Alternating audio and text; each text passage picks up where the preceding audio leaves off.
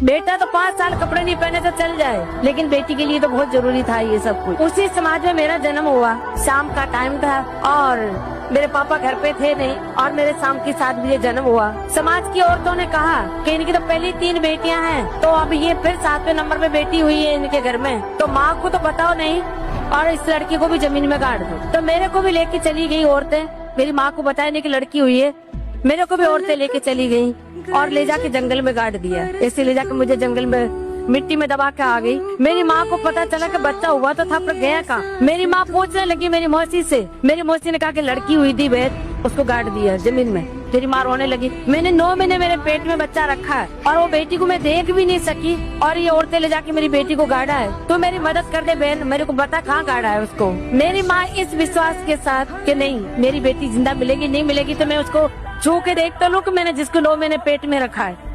इस उम्मीद के साथ मेरी माँ चली गई जंगल में मेरी मौसी के साथ। मुझे तो खोद के निकाला तो मेरी सांसें चल रही थी और मैं मेरी माँ को जिंदा मिली। ऐसे करते करते मैं 7-8 साल की थी। उस घर में मैं डांस कर रही थी और वहाँ पे टूरिज्म डिपार्टमेंट के लोगों की नजर पड़ी। उन्होंने मुझे स्टेज तक आने का मौका दिया। जो भी मुझे देखते ये कहते कि ये लड़की बहुत आगे जाएगी, बहुत आगे जाएगी, इसमें भगवान ने वो कला दी। उस आगे आगे के चक्कर में मैं 100 पैसे कन नहीं जा। उसी आगे आगे के चक्कर में मुझे भारत सरकार ने पद्मश्री दी,